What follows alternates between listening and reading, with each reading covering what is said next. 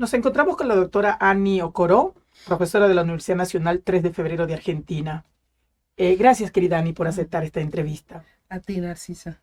En tu trayectoria, hemos visto que has abordado el concepto de racismo epistémico, señalando cómo las estructuras educativas han perpetuado su exclusión de saberes afrodescendientes.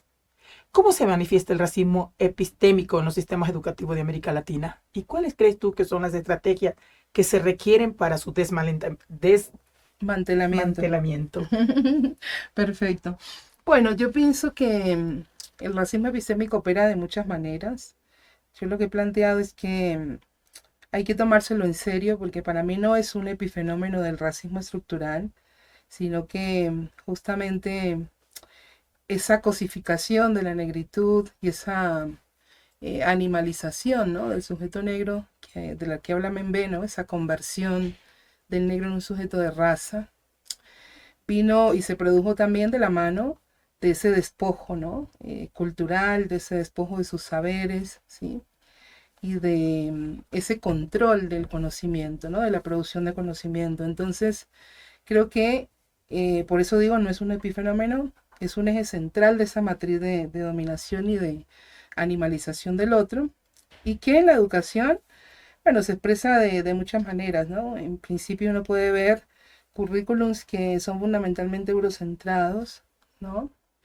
En donde la historia negra está muchas veces borrada, silenciada, y cuando aparece, aparece dentro de un formato que el poder autoriza, ¿no? Que es un formato que digamos, trae historias recortadas, ¿no? O historias producidas bajo la mirada de la dominación, ¿sí? Creo que así opera. Y en nuestras instituciones educativas vemos permanentemente, por ejemplo, como decía, ese silenciamiento frente a la historia de los pueblos africanos, de los africanos y sus descendientes, ¿sí? Creo que también opera cuando ese silenciamiento, ¿sí?, está todo el tiempo presente, ¿sí?, y no te permite ver otras historias. En la educación superior también, ¿no?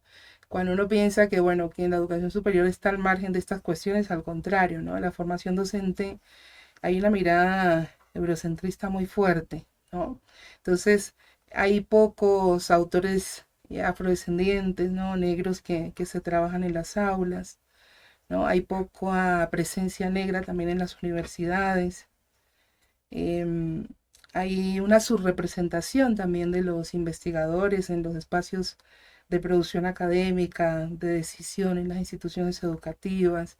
Entonces, todo esto tiene que ver con esa inferiorización del sujeto negro, ¿no?, que se produce en el campo epistémico, ¿sí?, que se produce en el campo educativo.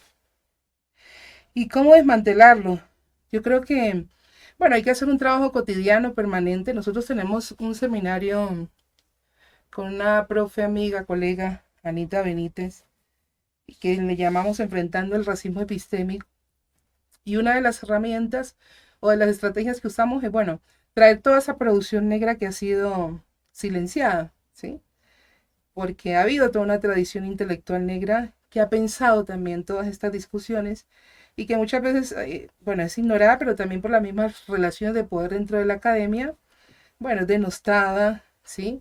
O a veces hay una apropiación, ¿no?, un extractivismo de ese conocimiento y no se enuncia al sujeto que lo produce. Entonces, una estrategia es esa, ¿no? Traer toda esa producción, vincularla en nuestros programas de formación de estudiantes. En la escuela poder traer otras historias de la población negra, ¿no? Que los estudiantes puedan entrar a ese mundo que ha sido clausurado, ¿no? Y que se muestra, como dicen Nungi y Guationgo, como un pasado baldío, ¿sí? Entonces hay que reconstruir esa mirada de ese pasado. La esclavización no es nuestra única historia, ¿sí?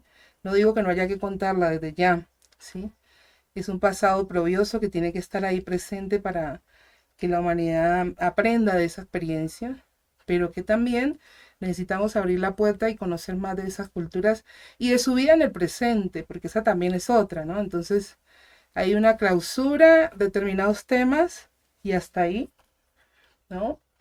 Y no se trabajan, ¿no? Entonces la manera como se trabajan, Los materiales que se traen a las aulas me parece que es otra estrategia. Las imágenes, a mí me parece que las imágenes son centrales, ¿no? ¿Qué imágenes traigo cuando hablo de los otros, de esos otros pueblos? ¿Cómo los represento? ¿No? Porque, bueno, usualmente aparecen asociados a la pobreza, a la inferiorización, digo. Entonces ahí hay que también producir otras imágenes con los chicos, ¿no? En esa selección cultural, ahí recuerdo mucho el planteo de Alicia del Alba, del currículum como una síntesis cultural, una selección cultural, bueno, ¿cómo construyo esa síntesis, no? A partir de qué voces, a quiénes traigo para narrar esa historia desde un pluralismo epistemológico, y creo que ese es el gran desafío, ¿no? Pensar en ese pluralismo epistemológico para desmantelar, bueno, una estructura que oprime, porque piensa en eso también Narcisa. A través de la formación que uno tiene en la escuela, uno adquiere determinados capitales culturales, ¿sí? Y mostrar, difundir historias recortadas, bueno, recorta la posibilidad de ampliar ese capital cultural, ¿no? Para intervenir sobre la realidad con otras miradas, o sea, es un asunto muy serio, muy serio. Sí, no se trata de incluir o no un tema, sino que, bueno, ¿qué es lo que estoy cercenando? ¿Qué estoy limitando cuando ese tipo de decisiones están ahí presentes, ¿no? Entonces, em, romper con esas estructuras es un acto cotidiano, es un acto de conciencia y que se puede hacer, reitero, de muchas maneras, pero fundamentalmente hay que dialogar con esa tradición, ¿sí? Sí. Em, También hemos visto que enfatizas mucho la importancia del feminismo negro en la formulación de políticas públicas, sobre todo políticas inclusivas y antirracistas. Entonces la pregunta que te hago ahora es, ¿de qué manera los feminismos negros pueden influir en la creación de políticas públicas que reconozcan valores y valoren la experiencia de las mujeres afrodescendientes? Está excelente también la pregunta. Bueno, yo pienso que los feminismos negros han aportado la posibilidad de construir ese famoso universal mujer, ¿no? Esta idea de pensar que las mujeres son diferentes, somos diferentes, y que la desigualdad no nos atraviesa de la misma manera a todas, ¿sí?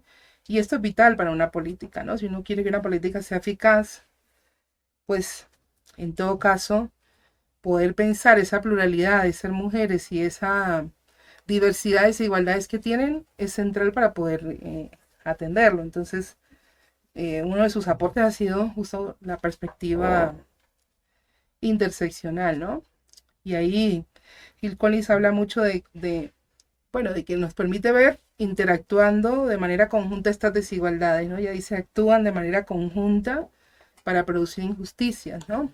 Entonces, creo que el aporte que hacen los feminismos es eso, ¿no? Pensar políticas públicas interseccionales que puedan ser más efectivas, que puedan tocar la realidad de las personas de a pie, pero también de distintos tipos de mujeres, porque no todas se enfrentan a las mismas desigualdades, no es la misma realidad la de una mujer blanca de clase media que trabaja en un banco y que quizás experimenta desigualdad por segregación vertical, ¿sí? Horizontal, por ese tipo de segregaciones que se dan, a la de una mujer migrante que trabaja en condiciones precarias, ¿no? O sea, ahí hay otro tipo de desigualdad. Entonces, feminismo negro te permite ver esto, ¿sí? Ojo, no hay una única mujer, no hay una única realidad.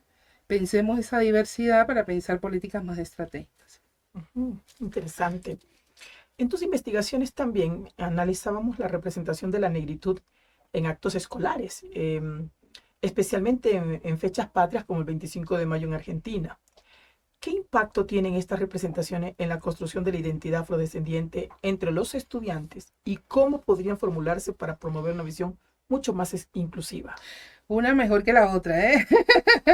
Vamos a ir profundizando en esas preguntas, excelente. Mira, esa es, digamos, la única efeméride nacional en donde se incluye, ¿no? Una representación negra. Y desde ahí que es importante, digamos, que esa representación negra esté en un lugar o en un país que ha intentado apagar históricamente esa identidad, ¿no? Sin embargo, hay una representación que, bueno, el movimiento negro ha venido cuestionando en los últimos años y se han dado algunos avances, experiencias interesantes, pero predomina todavía una representación muy estereotipada, ¿sí? Y que creo que para los estudiantes sigue mostrando una identidad en el pasado, ¿no? Se habla de una negritud que ya no está, ¿sí? Habla de una negritud en la que en esa representación, en un punto se prioriza un negro más jocoso, que divierte, que integra, ¿sí? Pero, por ejemplo, sus condiciones de subalternidad no son muy trabajadas, no son muy expuestas, abordadas. Entonces creo que eso recorta mucho, limita mucho, ¿no? Lo que los estudiantes puedan pensar y que puedan también reflexionar sobre la propia negritud y en su historia. Entonces creo que ahí hay muchos desafíos todavía en esa efeméride. En los últimos años se ha reivindicado mucho la figura de Remedios del Valle, una mujer negra que combatió en el ejército del norte en el siglo XIX. Y esta figura en algunas instituciones se está trabajando. Entonces pone la situación del negro, digamos, vinculados a una gesta libertaria, ¿sí? La llamaban la madre de la patria, ¿sí? Entonces creo que este tipo de representaciones, y además recupera una figura mujer, ¿sí? Que creo que en ese sentido es muy positivo. Y este es un camino interesante, ¿no? Recuperar esa voz de mujeres, recuperar esos otros roles que la población negra tenía, ¿sí? Esos otros aportes. Y no solamente un negro fabricado en cada acto escolar, que lo pintan de negro, ¿no? Y que se produce silenciando, ¿no? Esas condiciones de opresión. Entonces creo que sí, que un desafío es ese, como que abrir esas historias, ¿sí? Poder también pensar esa negritud en el presente, ¿sí? Los actos siguen pensando el pasado, el pasado, el pasado. O incluso desafiar una idea que también está muy extendida en la población argentina que liga, bueno, la población negra a la extranjerización, ¿no? Extranjeros. Entonces creo que la escuela debería aprovechar para debatir sobre esas cosas, ¿sí? Sí, y en esto de la cultura del blanqueamiento, en donde los afrodescendientes perdieron también la esencia, porque incluso hoy podemos ver el cine, por ejemplo, representaciones donde se los pinta y no se les da el rol. ¿Cuáles son las políticas inclusivas y también de reconocimiento social que se pueden trabajar dentro del campo académico? Claro, claro. Y bueno, eso que acabas de contar es lo que ocurre con los actos, ¿sí? Entonces, pintar, fabricar un negro, y ocurre en muchos espacios, ¿no? Pero da cuenta también de ese racismo estructural, ¿no? Que al que todavía le perturba ver un negro en otras posiciones que no sean las que el poder colonial definió para él, ¿no? Entonces es fácil aceptar que estés en la cocina de alguien, pero no en la universidad, ¿no? Todavía hay que lidiar con ese tipo de cuestiones y que son la manera como se expresa ese racismo, ¿sí? Está muy en el tejido cultural, ¿no? Está muy arraigada en esa mirada y va a costar mucho, Y sí definitivamente, que pero cuesta. es todo un desafío. Sí. Bueno, y finalmente hemos revisado que tú a lo largo de tu historia has estudiado las políticas de acción afirmativa en las universidades colombianas Ujú. y cuáles son el potencial en la aplicación en estos contextos latinoamericanos. De allí que nos gustaría saber tu criterio sobre cuáles son los principales desafíos y aprendizajes de la implementación de las acciones afirmativas para los afrodescendientes en la educación superior. Bueno, esas son políticas que tienen quienes, digamos, las apoyan y están convencidos. Yo estoy convencida de que son una herramienta muy importante, aunque no son la panacea, y tienen muchos detractores, ¿no? Porque eh, quienes de alguna manera dicen, no, todo el discurso meritocrático que se impone, ¿sí? Que dice, bueno, a la universidad hay que entrar por méritos, no hay que dar cupos a nadie por una condición de piel.